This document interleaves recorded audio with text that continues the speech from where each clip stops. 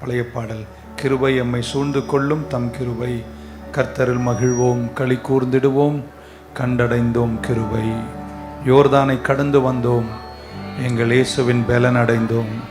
இவ்வளோ தூரம் என்னை நடத்தினார் என்ற நன்றி உள்ளவங்க எல்லாம் கரங்களை உயர்த்தி கர்த்தருக்கு நன்றி சொல்லுங்க பார்க்கலாம். So good, wonderful, hallelujah. கரங்களை தட்டி சேர்ந்து பாடலாமா? 1 2.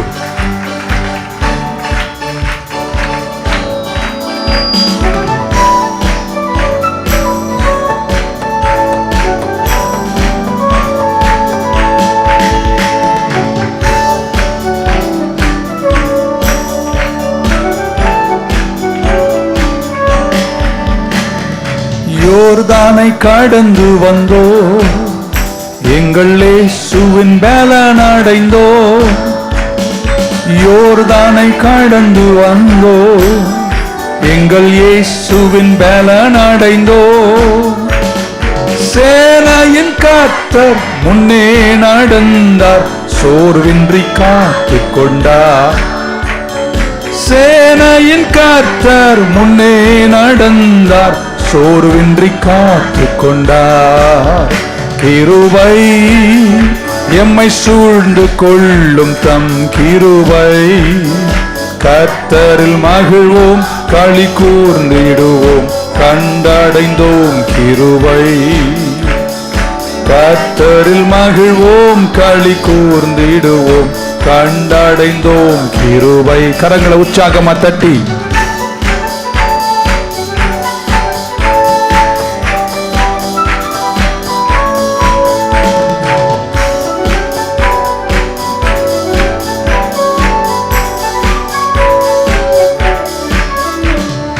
தேசமே பயப்படாதே, எங்கள் தேவன் கிரியை செய்கிறார்.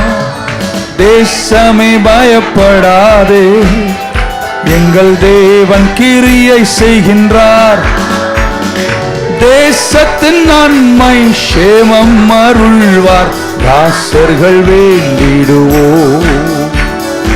தேசத்தின் நன்மை சேமம் அருள்வார், தாசர்கள் வேண்டிடுவோம்.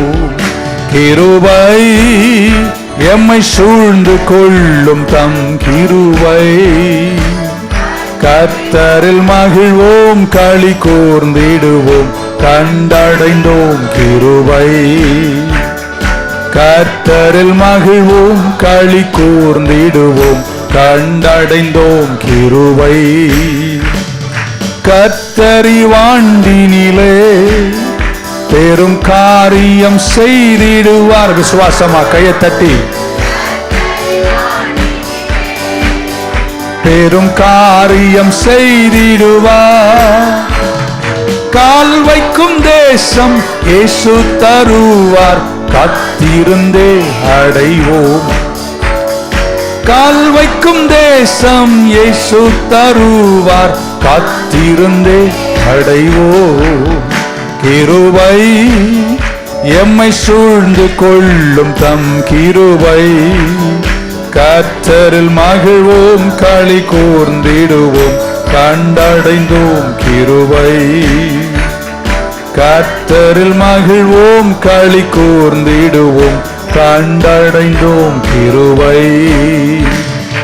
ஆண்டுகள் நன்மையினால் முடிசூண்டு வளம் பெருக, ஆண்டுகள் நன்மையினால் முடிசூண்டு வளம் பெருக.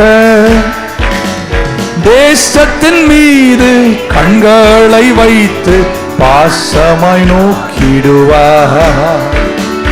தேசத்தின் மீது கண்களை வைத்து பாசமாய் நோக்கிடுவார். கிருபை எம்மை சூழ்ந்து கொள்ளும் தம் கிருபை, கர்த்தரில் மகிழ்வோம் களி கூர்ந்திடுவோம், கண்டடைந்தோம் கிருபை. கர்த்தரில் மகிழ்வோம் களி கூர்ந்திடுவோம், கண்டடைந்தோம் கிருபை. கர்த்தரில் மகிழ்வோம் களி கூர்ந்திடுவோம், கண்டடைந்தோம் கிருபை. கர்த்தரில் மகிழ்வோம், களி கூர்ந்திடுவோம், கண்டடைந்தோம் கிருபை. Thank you Lord Jesus. வெற்றி கொடி பிடித்திடுவோம், வீரநடை நடந்திடுவோம். எத்தனை பேர் நம்புறீங்க இந்த 2026 யெகோவா நேசே உங்களுக்கு வெற்றி கொடி ஏற்றுவார், ஜெயமாக நீங்கள் நடப்பீர்கள், கர்த்தர் உங்களை கைவிடாமல் காத்துக்கொள்வார். ஹல்லேலூயா. சேர்ந்து ஒரு அடி மட்டும். we are running short of time. Amen.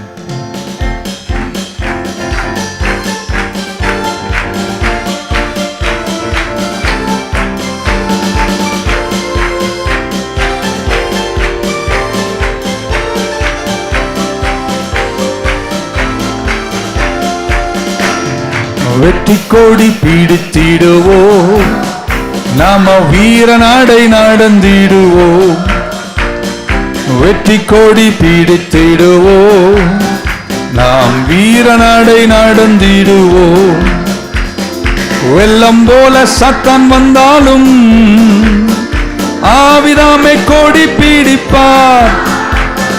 வெள்ளம் போல சத்தான் வந்தாலும் ஆவிதாமை கொடி பிடிப்பார்.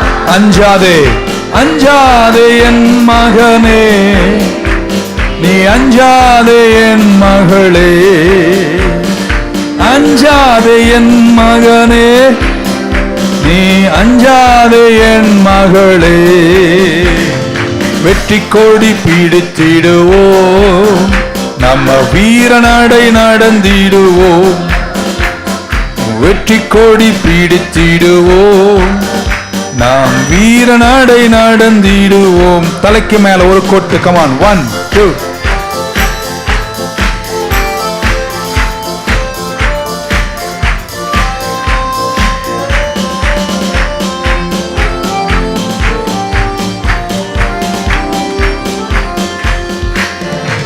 ஆயிரம் தான் துன்பம் வந்தாலும் அணுகாது அணுகாது. ஆயிரம் தான் துன்பம் வந்தாலும் அணுகாது அணுகாது. சொல்லுங்க சொல்லுங்க. ஆவியின் பட்டயம் உண்டு, நாம் அலகையை வென்று விட்டோம். ஆவியின் பட்டயம் உண்டு, அலகையை வென்று விட்டோம். கடைசியா கையை தட்டி வெற்றி கொடி பிடித்திடுவோம், நம்ம வீரநடை நடந்திடுவோம். வெற்றி கொடி பிடித்திடுவோம், நம்ம வீரநடை நடந்திடுவோம். ஆமென். நேரம் நமக்கு விரைந்து போகுது. இது வருஷத்தின் கடைசி. இந்த வருடம் முழுவதும் கர்த்தர் நம்மை காத்து இந்த தூரம் நடத்தி வேண்டியதெல்லாம் கொடுத்து நம்மை பாதுகாத்து நல்ல சுகத்தை தந்து பலவீனங்களெல்லாம் நீக்கி துன்பம் துயரத்தெல்லாம் ஜெயிக்கிற ஞானத்தை தந்து இன்னைக்கு அழகு பூத்தவர்களாய் தேவாலயத்தில் வந்து அமர கடைசி ஞாயிற்றுக்கிழமையை காண கர்த்தர் தந்த கிருபைக்காக தட்டினா நல்லா தட்டி ஆமேன்னு சொல்லிடுங்க.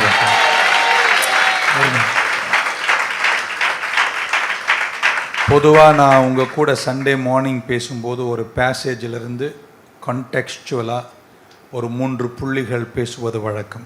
இன்றைக்கி ஒரு 10 புள்ளி பேசலாம். ஓகே. ஒரு கான்டெக்ஸ்ட் இல்லாமல் சில அறிவுரைகளை மட்டும் சொல்லி நான் முடிக்கிறேன். கூர்ந்து கவனிக்கணும். முதல் புள்ளி, ஃபர்ஸ்ட் திங், உங்களுக்காக நீங்கள் ஜெபிக்கணும். பக்கத்தில் ஒருத்தரை பார்த்து சொல்லுங்கள், உங்களுக்காக நீங்கள் ஜெபிக்கணும். பிறருக்காக நாம் ஜெபிக்கலாம், நீங்கள் எனக்காக ஜெபிக்கலாம், நான் உங்களுக்காக ஜெபிக்கலாம். பட் இந்த காலங்களில் அதெல்லாம் நல்லதாக இருந்தாலும் you must zoom your attention. உங்களுடைய சிந்தனையை ஏகப்படுத்தி நீங்கள் உருவாக்கப்பட்ட நோக்கத்தின் கரையில் நிற்பதற்கு, உங்கள் டெஸ்டினேஷன், கடவுள் உங்களை எதற்காய் வைத்தாரோ அந்த கரையில் சேர்வதற்கு உங்கள் வாழ்க்கைக்காக, உங்களுக்காக, உங்கள் குடும்பத்திற்காக நீங்கள் ஜெபிக்கணும்.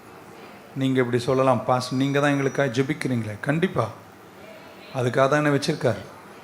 ஆமேன். ஆண்டவர் கூட எனக்காய் பரிந்து பேசுகிறார். But you have a responsibility over your destiny. உங்களுடைய உருவாக்கப்பட்ட நோக்கத்தின் கரையில் சேர உங்களுக்கு ஒரு பொறுப்பு இருக்குமேயானால் முதலாவது நீங்கள் உங்களுக்காய் ஜெபிக்க வேண்டும். பேதுரு சிறையில் இருந்தார். ஆமென். சபையார் அவருக்காக ஊக்கமாய் ஜெபித்தார்கள். நான் இப்படி சொல்கிறேங்க, நீங்கள் நிறைய பேர் அந்த பேதுருவின் சிறைக்கு மூன்று கதவுகள், 3 கேட் இருந்துச்சு, வாசல்கள் இருந்துச்சு. நான் இன்னைக்கு உங்களுக்காக ஜெபிக்கிறேன், எல்லா வாசலையும் நீங்கள் கடப்பீர்கள். ஜெபித்த போது முதல் வாசல் திறந்தது, ஆனால் பேதுரு சிறைக்குள்ளே தான் இருக்கிறான். 2வது வாசல் திறந்தது, பேதுரு சிறைக்குள்ளே தான் இருக்கிறான், இன்னும் வெளியே வரல. நீங்கள் நிறைய பேர் அந்த நிலையில் தான் இருக்கீங்க. முதல் வாசலை ஜெயிச்சிட்டோம், 2வது வாசலும் திறந்தாச்சு, ஆனால் இன்னும் சிறையிருப்பு நீங்காமல், ஒரு தூரம் பட்டணத்தினுடைய மகத்துவங்களை காணாமல் சிறைக்குள்ளே தான் இருக்கிறீர்கள். இந்த காலத்தில் நீங்கள் ஜெபத்தால் அந்த சிறை கதவையும் தாண்டி, அதற்கு பைபிள் சொன்ன வார்த்தை இரும்பு கதவு, அதையும் தாண்டி நீங்கள் பட்டணத்தினுடைய மகத்துவங்களுக்கு வர வேண்டும். நம்ம தாத்தா, நம்முடைய கிராண்ட்ஃபாதர், நம்முடைய கிராண்ட்மதர், அவங்கெல்லாம் உழைத்து களைத்து மரித்து போனார்கள். நிறைய பேர், நான் இப்படி நம்புகிறேன், நம்முடைய குடும்பங்களில் நம்முடைய முற்பிதாக்கள் இன்னும் அந்த இரும்பு கதவை தாண்டாமலே உழைத்தும் களைத்தும் மரித்து போனார்கள். இன்றைக்கி என்னுடைய ஜெபம், இந்த 2025 அவங்க தாண்டாத இரும்பு கதவை நீங்கள் தாண்ட வேண்டும். நீங்கள் புரிஞ்சுக்கணும், அந்த இரும்பு கதவு ஒரு சங்கிலியால் கட்டப்பட்டிருக்கு. அந்த சங்கிலி ஒரு சத்ருவின் கையில் இருக்கு. இந்த நாட்கள், இந்த வாரங்கள், இந்த மாதங்களெல்லாம் நீங்களும் நானும் ஜெபிக்க கர்த்தர் நம்முடைய கனவுகளை தாண்டி சீக்கிரத்தில் திறக்க வேண்டி இரும்பு கதவையும் திறந்து, கர்த்தர் உங்களை எங்க நிற்க வைக்கணும்னு நினைச்சாரோ அந்த கரையில் சீக்கிரம் நீங்கள் நிற்பீர்கள் என்று நான் நம்புகிறேன். பக்க சொல்லுங்க, ஜெபிக்க வேண்டும். இயேசு கிறிஸ்துவை குறித்து மத்தேயு சுவிசேஷம் 4ஆம் அதிகாரத்தின் முதல் வசனம் சொல்லுகிறது, Jesus was led by the Spirit into the wilderness. பரிசுத்த ஆவியானவரால் நடத்தப்பட்டு இயேசு வனாந்தரம் கொண்டு பிசாசினால் சோதிக்கப்பட வனாந்தரத்துக்கு கொண்டு செல்லப்பட்டார். 2ஆம் வசனம் சொல்லுகிறது, and when he had fasted 40 days and 40 nights, 40 பகலும் 40 இரவும் அவர் ஜெபித்தாராம். பக்க சொல்லுங்க, ஜெபித்தார் அப்படின்னு. சின்ன வயதாய் இயேசு இருக்கும் பொழுதே அறிவாற்றலையும் ஞானத்தையும் பெற்றுக்கொண்டார். பைபிள் சொல்லுகிறது, he grew in wisdom and stature. ஞானத்திலும் விருத்தியிலும் அவர் வளர்ந்தார். அப்படின்னா அறிவாற்றலோடும் வேத ஞானத்தோடும் அவர் வளர்ந்திருக்கிறார். 12வது வயது தொடங்கியே அவர் பிரசங்கிக்கிறதும் அவர் ஞானிகளோடு பேசுவதும் வழக்கமாக இருந்துச்சு. ஆமென். இவையெல்லாம் இருந்தும், அறிவில் தான் வளர்ந்தும், ஞானத்தில் வளர்ந்தும், இயேசு கிறிஸ்து தன்னுடைய லட்சியக்கரையை நிறைவேற்றுவதற்கு அவர் ஜெபிக்கிறவராயிருந்தார். ஜெபம்தான் நமக்கு ஜெயத்தை கொண்டு வரும். 40 நாட்கள் பசியை தாங்கி அவர் புசிக்காமலும் குடிக்காமலும் வனாந்தரத்தில் உபவாசித்து ஜெபம் பண்ணினார். ஆமென். ஏன்னா அவருக்கு தெரியும், எனக்கு அறிவு இருக்கு, எனக்கு ஞானம் இருக்கு, ஆனாலும் ஆமென், நான் யார் என்று கூட நான் என்னை அறிந்து கொண்டேன். அவர் லூக்கா 4 சொல்றார், இதற்காக தான் கர்த்தரனை அபிஷேகித்தார், நொறுங்குண்டவர்களை விடுதலையாக்க, தரித்திரர்களுக்கு சுவிசேஷம். This is my purpose. நோக்கத்தை கூட கண்டறிஞ்சிட்டாரு, ஆனால் அதை நிறைவேற்றுவதற்கு அவர் ஜெபிக்கிறவராயிருந்தார். 2025க்குள் பிரவேசிக்கிற என்னுடைய அருமை பிள்ளைகளே, நீங்கள் பல விஷயங்கள் புரிந்தாலும் அறிந்தாலும் அந்த கரை சேர வேண்டுமானால் நீங்கள் ஜெபிக்கிறவர்களாய் இருக்க வேண்டும். மார்க்கு சுவிசேஷம் 1:35 இப்படி வாசிக்கிறோம், and in the morning rising up a great while before day, பகலுக்கு முன்பாகவே அதிகாலையில he went out and departed into a solitary place and he prayed there. ஆமென். இயேசு கிறிஸ்துவினுடைய ஊழியம் செழிக்குது. இயேசு கிறிஸ்துவை திரள் மக்கள் தேடுகிறார்கள், கூட்டம் கூட்டமாய் அவருக்கு வருகிறார்கள். ஆனாலும் ஃப்ளரிஷிங் மினிஸ்ட்ரி இருந்தும், ஆமென், செழிக்கிற ஊழியம் தனக்கு இருந்தும் அதிகாலையில் தனிமையில் சென்று பிதாவோடு உறவாடி ஜெபிக்கிறவராய் கர்த்தர் காணப்பட்டால் ஜெயிக்கிறவங்க எல்லாம் வராமேன்னு சொல்லுங்க பார்க்கலாம். நீங்கள் ஜெபித்தே ஆக வேண்டும். இப்படி சொல்லட்டுமாங்க, துவக்கம் முதலே உங்களோடு போராடுவதற்கு சத்ரு ஆயத்தமா இருக்கிறான். relentless devil from the beginning. நான் சொல்றேங்க, துவக்கம் தொடங்கி அவங்க கூட போராடிட்டு இருக்கிறான். நீங்க ஜெபத்தை மறந்துட்டீங்கன்னா லட்சியக்கரையின் வாசல் வரும்போது உங்களை வெட்கப்படுத்துகிற திட்டங்களை அவன் ஏற்படுத்துவான். அவனை ஜெயிக்கணும்னா நீங்க சொல்ல மாட்டீங்க. பைபிள் சொல்லுகிறது, இயேசுவை சோதித்த பின்பு ஒரு குறுகிய காலத்திற்கு தான் சத்ரு இயேசுவை விட்டு விலகி போனார். ஆமென். ஸோ எல்லாம் முடிஞ்சது என்று யாரும் இருக்கக்கூடாது. இப்படி சொல்றேன், உங்களையே நீங்கள் ஜெபத்தால் கோட்டை கட்டி பாதுகாக்க வேண்டும். சொல்ல மாட்டீங்களே. ஆமென். கன்சிஸ்டண்டா உங்களை ஜெபத்தால் ஃபோர்ட்டிஃபை பண்ணுங்கள். ஏனென்றால் நமக்கு தெரிஞ்ச சத்ருவாகிய சாத்தான் சும்மா இருப்பது இல்லை. ஆமென். ஜனங்க உங்களுக்காய் ஜெபிக்கணும், நான் உங்களுக்காய் ஜெபிப்பேன், யாராவது உங்களுக்காய் ஜெபிக்கணும். அதை விட முக்கியமா நீங்க உங்களுக்காக ஜெபிக்கணும். ஆமென். சீக்கிரம் நீங்க உயருவீங்க நான் நம்புறேன். அதுவும் 27 பேர் தான். சீக்கிரம் நீங்கள் உயரங்களுக்கு போவீர்கள். நல்லா கேட்டுக்க. அந்த உயரங்கள் வரும்போது, அந்த உயரத்தில் நிற்கும் போது என்னுடைய ஜெபம் யாரும் வெட்கப்படக்கூடாது. அந்த வாசல் அண்டை வந்து நிற்கும் போது அங்கேயும் உங்களை தோற்கடிக்க கூடாது.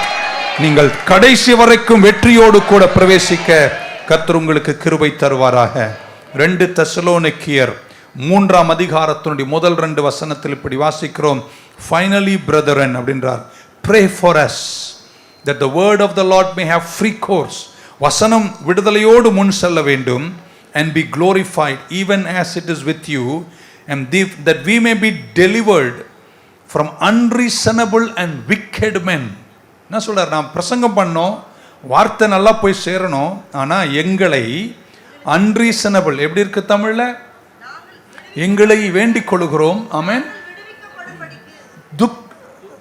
துக்குணராகிய பொல்லாத மனுஷர் கையில் என்று நாங்கள் விடுவிக்கப்படணும். ஒரு அழிலே சொல்லுங்க பார்க்கலாம். For all men have not faith. நீங்க நல்லா புரிஞ்சுக்கணும், இந்த உலகத்துல நீங்க வாழும் நாட்கள்ல என்ன குணமாம்? துர்க்குணம், கேவலமானவெல்லாம் இருக்கான். இறக்கி சொல்லிட்டேன். நீங்க ரொம்ப ஜெபம் பண்ணி தான் இந்த உலகத்துல ஜெயிக்க முடியும். ஏன்னா யார் இருக்காங்களா? துர்க்குணராகிய மனிதர்கள் இருக்கிறார்கள். அன்ரீசனபிளா இருப்பாங்க, விக்கெடா இருப்பாங்க. அவங்க கையிலெல்லாம் சிக்காம நீங்க போய் உயர்ந்து நிக்கணும்னா ரொம்ப கஷ்டம். உங்களுக்கு ஜெபம் ரொம்ப முக்கியம். இப்படி ஒன்று சொல்றேன் கேட்டுக்கோங்க. உங்களை பார்த்து ஈனு இழிக்கிறவங்க எல்லாம் நல்லவங்க கிடையாது. போச்சு இருக்கிறாமேன்னு போச்சு. சிரிக்கிறாங்கன்றனால அவங்க எல்லாம் உனக்கு சாதகம்னு நினைச்சிடாதீங்க. இருக்கீங்களாங்க சிஸ்டர் அப்படின்னாங்க உஷாரரு.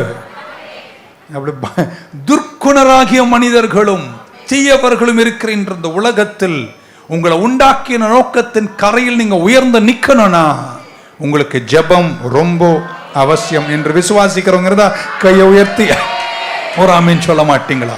இப்படி சொன்னா புரியும். இயேசு கிறிஸ்து ஒன்னும் பண்ணலங்க, யாருக்கும் எந்த தீங்கும் செய்யலங்க. பிதாவை மகிமைப்படுத்தி பிதாவோடு உறவாடி தன் சேவையை செய்து கொண்டிருக்கிறார். அவரை தூக்கி சிலுவையில தொங்க விட்டு அடிக்கணும்னு திட்டம் போடுறாங்க. ஆமென். இயேசுவுக்கே அந்த நிலைமைனா நீங்க கொஞ்சம் உயர்ந்து பாருங்க. ஆமென். சிரிக்கிறவங்க யாரும் நிஜமா சிரிக்கல என்பதை புரிந்து கொண்டு, சிரிக்கும் போதும் அவர் முன்னாடி நின்று கொண்டு சிரிச்சாலும் சரி, வாழ்த்தினாலும் சரி, இறக்குனாலும் சரி, நான் உன்னை நம்புற மாதிரி இல்லை, நான் ஜெபித்து கொண்டே இருப்பேன் என்றால் இந்த உலகத்தில் துர்க்குணராகிய மனிதர்கள் இருக்கிறார்கள். அது நடுவில் நான் ஜெயிக்க வேண்டுமானால், உன்னை ஃபோர்ட்டிஃபை பண்ணி உன்னை கோட்டை கட்டி நிற்க வேண்டுமானால் ஜெபமே. இல்லையா? சொல்ல மாட்டீங்களாங்க. பயத்தால கூட ஜெபம் பண்ணாதீங்க.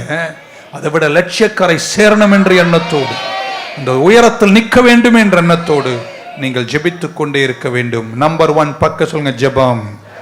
நம்பர் 2 இப்படி சொல்றாங்க, நம்ம எல்லாரும் 2025 என்ற ஒரு வருஷத்தை நம்ம கடந்து சீக்கிரம் பிரவேசித்து அதனூடே நடக்க போகிறோம். இப்படி சொல்ல விரும்புகிறேன், நீங்க எல்லாவற்றையும் எதை செய்றீங்களோ, அது கார்பென்ட்ரியா இருக்கட்டும், ஊழியமா இருக்கட்டும், அரசியலா இருக்கட்டும், ஐடியா இருக்கட்டும், வேலையா இருக்கட்டும், நீங்கள் அதில் சிறந்தோங்கிதான் வாழ வேண்டும்.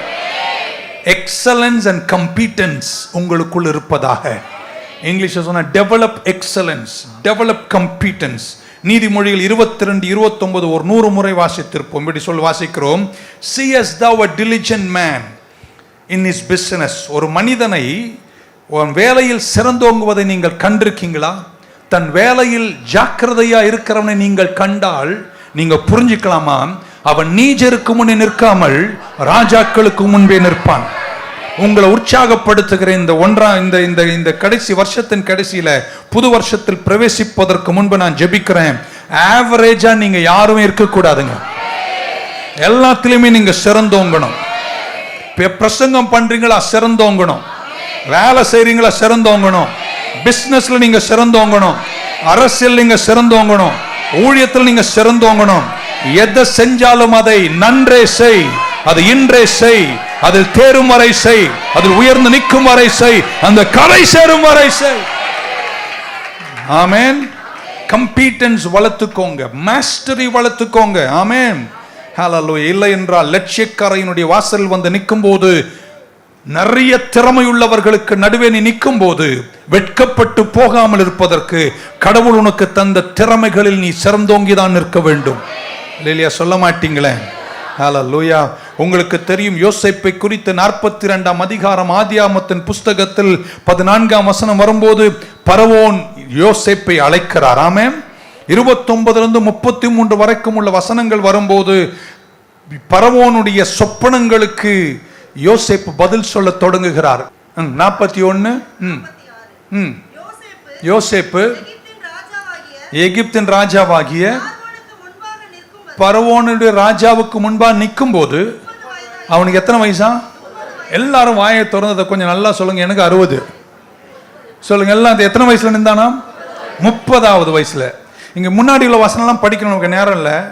பரவோன் சிறையிலிருந்து அவனை கூப்பிடுகிறார். காரணம், பானபாத்திரக்காரன் போய் சொல்லுகிறார், எனக்கு சொப்பனத்துக்கு பதில் சொன்னார், நிறைவேறிச்சு. இங்க ஒரு பிரச்சனை வந்திருக்கு, இதுக்கு யாருக்கும் அந்த தேசத்திலிருந்து எந்த ஞானிக்கும் அறிவில்லாத போது அவர் சொல்றார், இப்படி ஒரு மனுஷன் எனக்கு தெரியும், அவரை கூப்பிடுங்க. ஆள் அனுப்பி அவரை கூப்பிட்டார்கள். அவர் சிறைக்கு வந்தாரோ இல்லையோ? ஆமென் சொல்ல மாட்டீங்களா?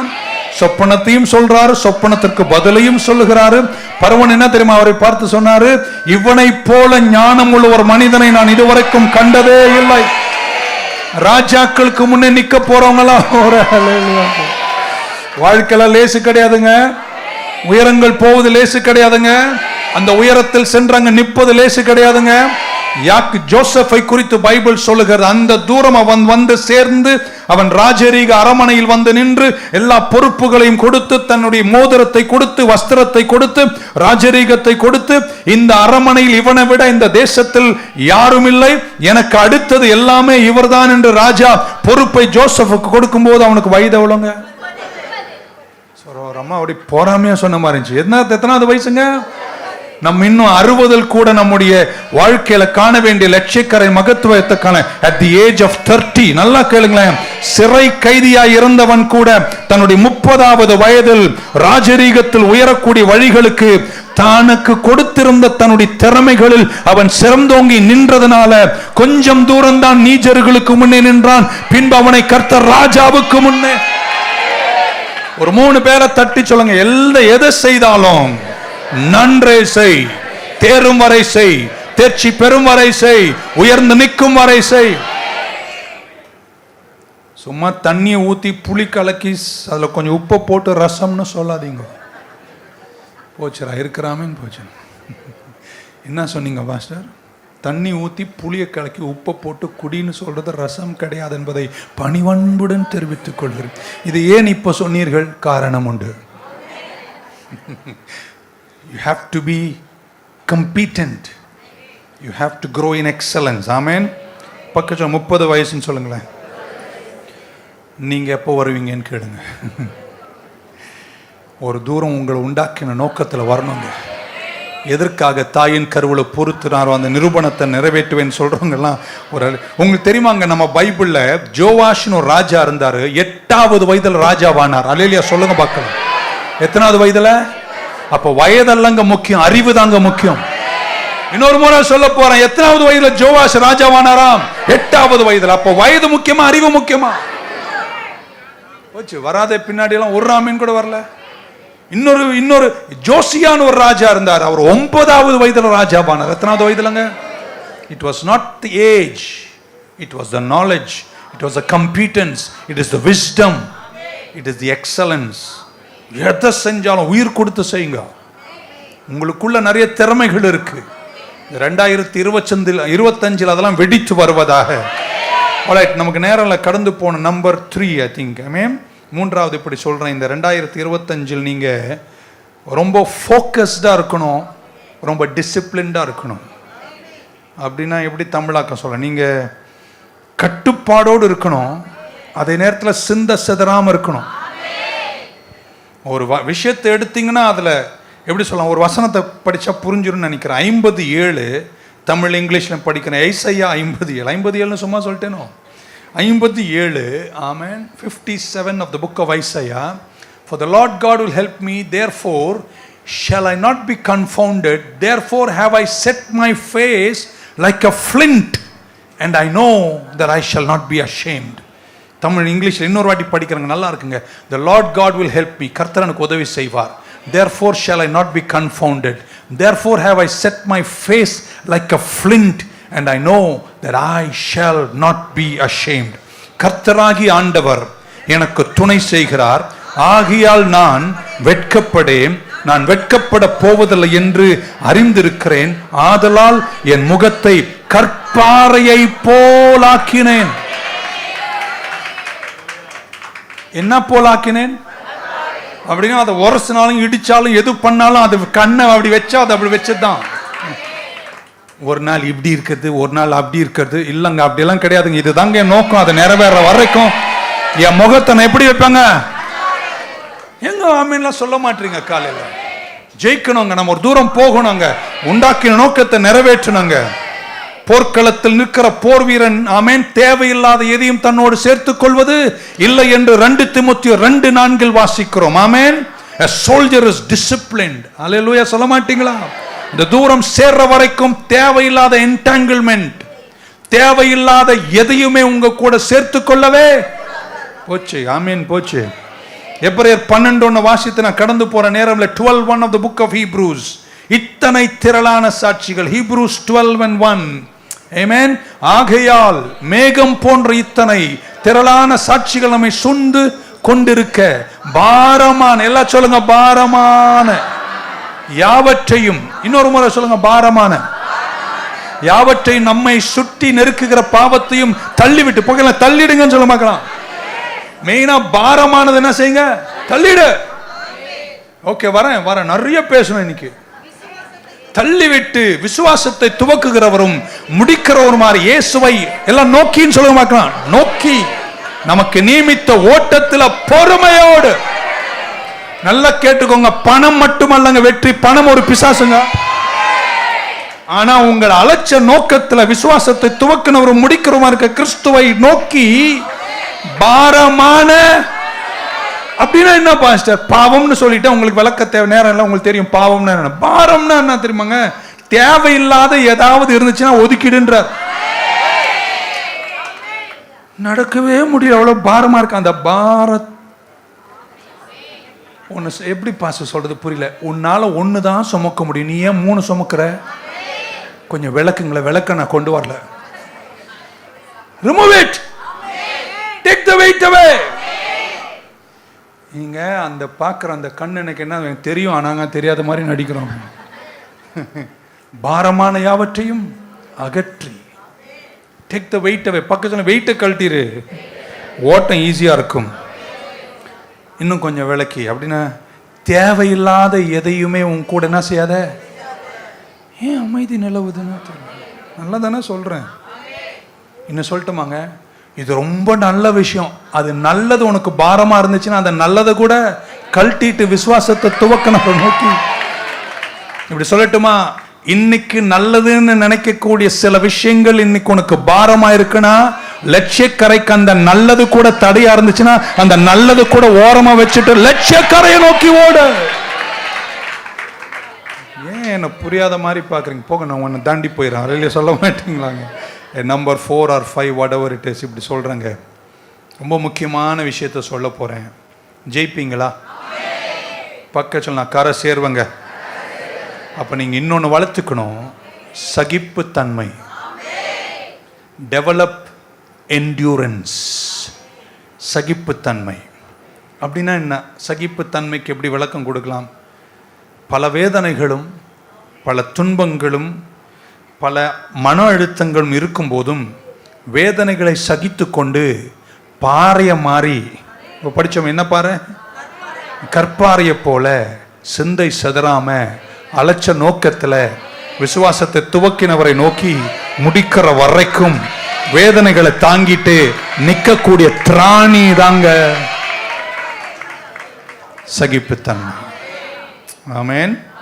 சகிப்புத்தன்மை இல்லாத யாருமே கரை சேருவது ரொம்ப கஷ்டம். யாக்கோபு 1:2-3 படிச்சு முடுறேன், நேரம் நமக்கு இல்லை. ஆகையால் சகோதரே, my brethren, James 1:2-3-4, my brethren, பக்க சொல்லுங்க, பிரதர் சொல்லுங்களேன், சிஸ்டர் அந்த sister, count it all Joy when you fall into diverse temptations, பலவித சோதனைகளில் அகப்படும் போது என் சகோதரரே நீங்கள் அதை சந்தோஷமாய் எண்ணுங்கள். உங்கள் விசுவாசத்தின் பரீட்சையானது பொறுமை உண்டாக்கும் என்று அறிந்து அதை மிகுந்த சந்தோஷமாய் எண்ணுங்கள். 4ஆம் வசனத்தையும் படிச்சிடறேன். நீங்கள் ஒன்றிலும் குறைவுள்ளவர்களாயிராமல் பூரணரும் நிறைவுள்ளவருமாய் இருக்கும்படி பொறுமையானது பூரண கிரியை செய்ய கடவது. எதுவுமே துன்பத்தின் நடுவுலும் நான் செதறாம, எது நடந்தாலும் நான் பல்ல கடிச்சிட்டு ஜெபம் பண்ணிக்கிட்டு சகிச்சுக்கிட்டு என்ன சேர்ற வரைக்கும் நான் அப்படி இப்படி செதறாம நிப்பேன்னு சொல்றவங்களாம் அல்லேலூயா சொல்ல மாட்டீங்களாங்க? அல்லேலூயா. எல்லாம் உங்களுக்கு இருந்து சகிப்புத்தன்மை இல்லைனா நீங்க கரை சேருவது ரொம்ப கஷ்டம். ஆமென். ஸோ என்டியூரன்ஸ் தான் உங்க டெஸ்டினியை மேக்சிமைஸ் பண்ணுகிறது. கர்த்தர் நீங்க யாரா இருக்கணும்னு விரும்பினாரோ அந்த விரும்பினவராய் நீங்கள் இருக்க வேண்டுமானால், பக்கத்தில் சாக்கு போக்கு சொல்றதை நிறுத்திடு. அதுங்க அதுல அது இதெல்லாம் கிடையாது. கஷ்டம், வேதனை, முடியல, ஆனா அதை சகிச்சுக்கிட்டு வரமாட்டேங்குது.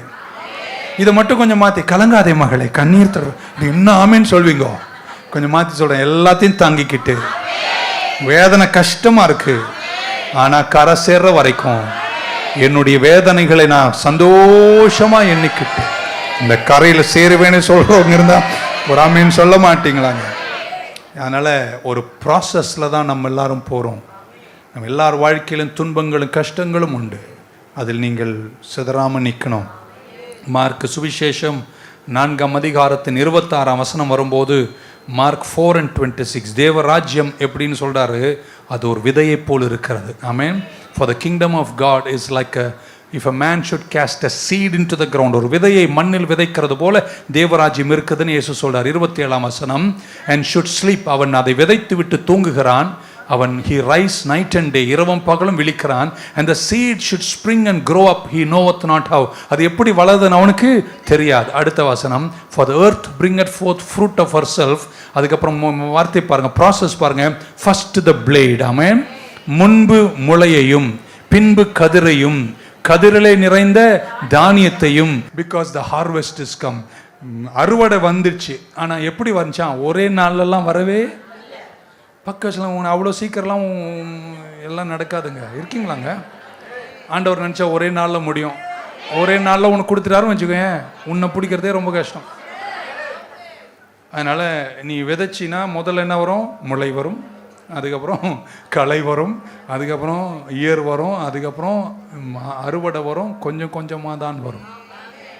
ஆனால் அந்த வர்ற வரைக்கும் அது மண்ணில் இருந்தாலும், அது பல உபத்திரவங்களை சந்திச்சாலும், அது சூட சகித்தாலும், அது மலையை கண்டாலும், விதை மண்ணில் இருந்து அது தன் வளருகிற வரைக்கும் நீங்க சகிப்புத்தன்மை உள்ளவர்களாக இருப்பீர்களானால், அதுக்கப்புறம் கீழே போயிட்டே வந்தீங்கன்னா கீழே படி சொல்றாரு, ஒரு கடுகு, ஆமென், எல்லா விதைகளிலும் சிறிய விதை, ஆனால் அது விதைக்கப்பட்டால் அது வளர்ந்து அது செடியாகி அது மரமாகி அது கொடிகள் விட்டு அது படர்ந்த பின்பு பறவைகளெல்லாம் வந்து கூடு கட்டி வாழும் அளவிற்கு அந்த மரத்தை கர்த்தர் உயர்த்துவது போல life and destiny comes in a process.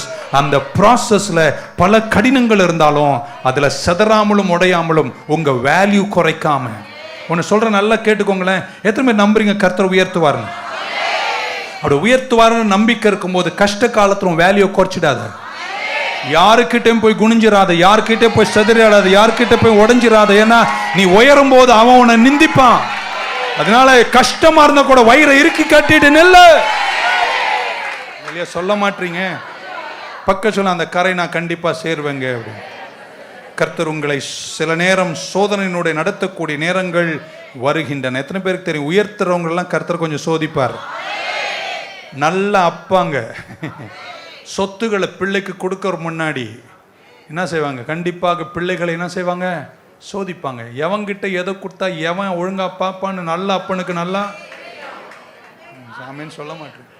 நல்ல அப்பனா இருக்கட்டும், நல்ல வியாபாரியா இருக்கட்டும், அவர் தன்னுடைய தொழிலையும் சொத்தையும் சுதந்திரத்தையும் ஒருவன் கையில் கொடுப்பதற்கு முன்பாக அவன் என்ன செய்ய வேண்டும்? சோதிக்க வேண்டும். சோதித்த பின்பு அவன் புடமிட்டு அவன் நிற்பானையானால் தான் ஒரு தகப்பன் கூட அந்த பங்குகளை அவன் கையில் கொடுப்பது போல நான் நம்புகிறேன். சோதனைகளை சகிக்கிற மனுஷன் 3 பேரை தட்டி சொல்லுங்க. சோர்ந்திராத, உடைஞ்சிராத, செதறிடாத, நில்லு, சகிப்பு தன்மையோடு நில்லு, ப்ராசஸ்ல நில்லு. கொஞ்சம் தூரத்துல கர்த்தர் உனக்கு சொன்னதை செய்து முடிக்கிற கிருபையை கர்த்தர் உங்களுக்கு தருவார். பைபிள் இயேசுவை குறித்து சொல்லுகிறது, அவர் பொறுமையோடு சகித்த பின்பு வாக்குத்தத்தத்தை சுதந்திரித்தார். ஆமென். கலப்பையில் கை வைத்து திரும்பி பார்க்கிறவன் ராஜ்யத்திற்கு தகுதி அற்றவர்கள் என்று பைபிள் சொல்லியது. ஆமீன் சொல்லுங்களேன். ஆண்டவர் சிலதெல்லாம் வேகமாக செய்வார். இங்கிலீஷில் சொன்னால் நல்லா இருக்கும். ரொம்ப ஸ்பீடாக செய்வார், ஆனால் ரஷ் பண்ண மாட்டார். ரெண்டுக்கும் என்ன வித்தியாசம்? நீங்களே போய் டிக்ஷனரியில் பார்த்துக்கோங்க. ஸ்பீடு வேற, ரஷ் வேற. God will speed up your process. உங்களை வேகத்தோடு கரை சேர்ப்பார், ஆனால் ரஷ் பண்ண மாட்டார், உங்களை ஸ்ட்ரெஸ் அவுட் பண்ண மாட்டார். ஆகையால் நீங்கள் எந்த சூழ்நிலையிலும் சோதனையின் நடுவிலும் உங்களை உற்சாகப்படுத்துகிறேன், என்னை நான் உற்சாகப்படுத்திக்கிறேன், அதனுடைய நடவுங்கள், கடந்து போங்க, கர்த்தர் உங்களை கைவிட மாட்டார். ஏசாயா 43:1 இப்படி வாசிக்கிறோம், நீ அக்கினியினூடே நடந்தாலும், முதல்ல சொல்ல, நீ ஆறுகளை கடந்தாலும் நீ மூழ்கி போவதில்லை, நீ அக்கினியை கடந்தாலும் நீ வேகாமல் இருப்பாய். ரெண்டத்தையும் சொல்றார். தண்ணியும் சொல்றாரு, நெருப்பையும் சொல்றாரு. சிலதெல்லாம் தண்ணியில் கலந்து போகாது, நீச்சல் அடிச்சு வந்துடுவீங்க. ஆனால் நெருப்பில் எரிய வேண்டியதெல்லாம் கர்த்தர் என்ன செய்வார்? எரிச்சிடுவார். அதனால தான் 2லேயும் நடத்துகிறாரு. நீங்கள் சிலர்லாம் தண்ணியை கடந்துட்டீங்கோ. பாஸ்டர் அடி கிளிக்க வந்துட்டேன் பாஸ்டர். இல்லை, நெருப்பு ஒன்று இருக்குது பாருங்க, அது உன்னை வெட்டி எடுக்க வேண்டியதெல்லாம் தானாக கிழிச்சு எடுத்துரும். கவலைப்படாதீங்க, வருஷ கடைசியில் எங்களை கூப்பிட்டு இப்படி சொல்லி போட்டிங்களே அப்படின்னு. பைபிள் அப்படி தான் சொல்லுது. There are things water cannot remove, but fire removes everything. நெருப்பு பாரங்களெல்லாம் உன்னை விட்டு கலட்டி உன்னை உயர்வுக்கு ரெடி ஆக்குறது. கையை உயர்த்தும் போது இப்படி சொல்கிறாங்க, நீ பட்ட இந்த அக்னி சோதனை எல்லாம் உன்னை அழுத்துவதற்கல்ல, உன்னை பறக்க செய்வதற்கு. அல்லேலூயா சொல்லிங்க பார்க்கலாம். நீங்கள் ஒரு ரெஸ்டாரண்ட்டில் போய் வெளியே உட்காந்துருப்பீங்க. ஆமேன். ஆர்டர் பண்ணுறீங்க, எனக்கு இது வேணும், அது வேணும், இது வேணும், எல்லாம் சூடாக கொடுங்கன்னு. அங்கே உள்ளே போனீங்கன்னா, எனக்கு தெரிஞ்ச எல்லா ரெஸ்டாரண்ட்லேயும் கோல்டு கிச்சன்னு எனக்கு தெரியாது, எல்லாமே ஹாட்டு கிச்சன் தான். அந்த வெளியே உட்காந்து பசியோடு ஏக்கமாக தாகமாக காத்திருக்கிற அந்த ஜனங்களுக்கு கோல்டு கிச்சன்லேருந்து அல்ல, சூடான கிச்சன்லேருந்து வர்ற சாப்பாடு தான் வெயிட்டாக இருக்கும். அவங்க அதை சாப்பிடும்போது திருப்தி அடைவார்கள். இன்னைக்கு சொல்கிறாங்க, கோல்டாக வந்த எது ஐஸ்கிரீம் தான் லைக்கு, ஆனால் சூடுலேருந்து வர்றீங்க பாருங்க, நெருப்புலேருந்து, நீங்கள் நிறைய பேருக்கு திருப்தியாக இருப்பீங்க, ஆறுதலாக இருப்பீங்க. நெருப்பில் வராத சில சாப்பாடெல்லாம் எனக்கு பிடிக்காது. ஆமேன்னு சொல்ல மாட்டீங்களா? அதுவும் குளிர்காலத்தில் எனக்கு சூடானது தான் பிடிக்கும். Come through the fire. அல்லையா சொல்ல மாட்டீங்களாங்க? நெருப்பில் வரும்போது அந்த ஆகாரமே ஒரு வேற ஷேப்பாக மாறுதுங்க, கலர் மாறுதுங்க, டெக்ஸ்சர் மாறுதுங்க, வாசனை வருதுங்க, அது வேற லெவலில் மாறுதுங்க. ஆமேன்னு சொல்ல மாட்டீங்களாங்க? இப்படி சொல்கிறேன், நெருப்பினுடைய அக்கினி சோதனையினுடைய வந்தவர்கள் யாரும் இருந்த வண்ணமாக இருந்த வரலாறு இல்லை. பக்க சொல்ல, நான் அதில் நடப்பேன் சொல்லுங்களேன். அதனால தான் பைபிள் சொல்லிச்சு, நீ அக்கினியினுடைய நடந்தாலும், படுத்தாலும்னு சொல்லல, விழுந்தாலும்னு சொல்லல, நீ அக்கினியினோட நடந்தாலும். இப்படி சொல்ல போற, அக்கினியா இருந்தாலும் நடப்பதை நிறுத்தாதே. ஏன்னா உன்னை வெளியே கொண்டு வரும்போது நிறைய பேருக்கு நீ ஆசீர்வாதமா இருப்பாய். ஹல்லேலூயா. கர்த்தர் உன்னை ஆசீர்வதிப்பார். பக்கத்துல கடைசியில நல்லதுதான் உனக்காக காத்திருக்கிறது. ஆமேன். நெருப்பு இல்லாம, ப்ராசஸ் இல்லாம நீங்க யாரும் உயர்ந்து நிற்க முடியாது. இன்னொன்று கடைசி வார்த்தை இப்படி சொல்லுறேன், நம்ம வாழ்க்கையில் ஒரு நல்ல சுபாவத்தை வளர்த்துக்கணும். ஒரு மனிதன் கஷ்டப்பட்டு உயர்ந்துட்டானா, அவன் உயரும் போது அவனை இகழ்கிறவர்கள் நிறைய பேர் இருப்பார்கள். நீங்கள் அப்படி பண்ணாதீங்க. ஏன்னா அந்த உயரம் வருவதற்கு அவர் பட்டப்பாடு அவருக்கு தான் தெரியும். உயர்ந்து நிற்கிற நிறைய பேர், நான் சொல்ல நல்லா உயர்ந்தவங்க, அவங்க அந்த உயரம் வர்றதுக்கு வடிச்ச கண்ணீர், பட்டப்பாடு, அலைச்சல், எத்தனை தூங்காத ராத்திரிகள். உங்க யார் எப்படியோ இருக்கட்டும், உங்களை உற்சாகப்படுத்துறேன், நீங்க யாரையுமே எதுவுமே சொல்லாதீங்க. கற்பாறைய மாறி கண்ணை கடவுள் மேல வச்சுட்டு போயிட்டே சொல்ல மாட்டீங்களாங்க? ஏன்னா உங்களுக்கு ஒரு கரை இருக்கு, அந்த கரையில சீக்கிரம் நிப்பீங்க. நான் நம்புகிறேன் கர்த்தர் உங்களை கைவிடவே மாட்டார். அல்லேலூயா சொல்ல மாட்டீங்களா? ஹல்லேலூயா. அமைதியோடு கூட, பொறுமையோடு கூட, சகிப்புத்தன்மையோடு கூட கர்த்தர் அழைத்த அழைப்பில் போவதற்கு ஒரு சில சாதாரண படிகளை அறிவுரையாக அன்பாக உங்கள் சகோதரனாக சொல்லியிருக்கிறேன். இவைகளை மனதில் கொண்டு இந்த வருஷத்தின் கடைசியில் கர்த்தரை நோக்கி கொண்டு சிறந்தோங்கும் தன்மைகளோடு வெற்றியோடு கூட உயர்ந்து நிற்கும் கிருபை பெற்றவர்களாய் 2025 டிசம்பர் 29 நான் உங்களை சந்திக்கும் போது நிறைய பேர் உங்கள் சாட்சிகளை பலத்ததாய் எழுதி முடிப்பீர்கள் என்ற நம்பிக்கையோடு இந்த வார்த்தைகளை உங்களுக்கு சமர்ப்பிக்கிறேன். கர்த்தர் உங்களை ஆசீர்வதிப்பாராக.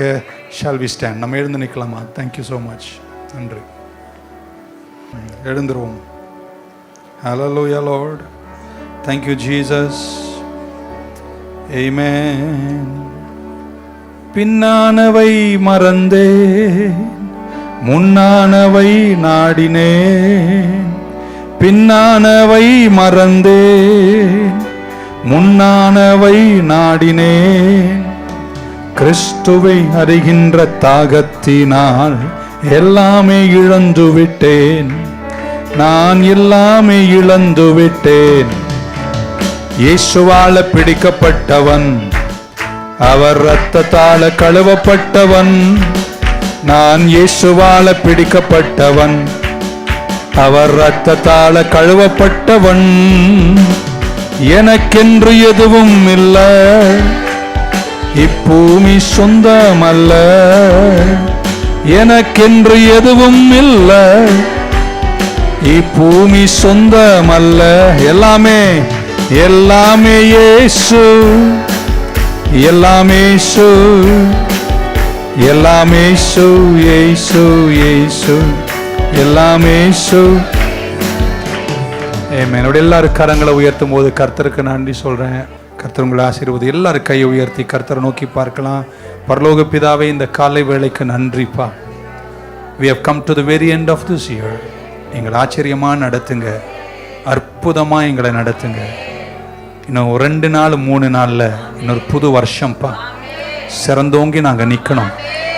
நீஜர்களுக்கு முன்பே அல்ல, ராஜாக்களுக்கு முன்பே. இந்த சபையில் எங்க கூட ஆராதிக்கிற ஒரு மனிதர் கூட கெட்டு போக கூடாதுப்பா. உயர்ந்து நின்றிடணும். பாரமான யாவற்றையும் தங்களை விட்டு விலக்கி விசுவாசத்தை துவக்கினவரும் முடிக்கிறவருமாயிருக்கிற கர்த்தரை நோக்கி அந்த கரை நோக்கி சென்றிட கிருபை செய்யுங்க என்று வேண்டி ஜெபிக்கிறோம். வந்த எல்லா பிள்ளைகளும் ஆசீர்வதிங்க. சீக்கிரம் நாங்கள் 31 ராத்திரி எங்க புது வருட ஆராதனை சந்திக்கிறோம். பெலத்தால் எங்களை இடை கட்டுங்க. மான் கால்களாய் கால்களை மாற்றுங்க. தொடர்ந்து காத்துக்கொள்ளுங்க. ஏசு கிறிஸ்துவின் நாமத்தில் ஜெபிக்கிறோம் நல்ல பிதாவே. கரங்களை உயர்த்திய ஆத்துமாவே கர்த்தரை ஸ்தோத்திரி. முழு உள்ளமே பரிசுத்த நாமத்தை ஸ்தோத்திரி. என் ஆத்துமாவே கர்த்தர் செய்த சகல உபகாரங்களையும் மறவாதே. கர்த்தராகிய இயேசு கிறிஸ்துவின் கிருபை, பிதாவாகிய தேவனுடைய அன்பு, பரிசுத்த ஆவியானுடைய அந்யுன்ய ஐக்கியம் நம் அனைவரோடும் அல்ல பரிசுத்தவானுடன் திருச்சபையோடும் கூடி வந்த அனைவரோடும் இன்றும் என்றும் இருப்பதாக. God bless you. Have a wonderful Sunday. Thank you. பின்னானவை மறந்தேன், முன்னானவை நாடினேன். பின்னானவை மறந்தேன், முன்னானவை நாடினேன். கிறிஸ்துவை அறிகின்ற தாகத்தினால் எல்லாமே இழந்து விட்டேன்.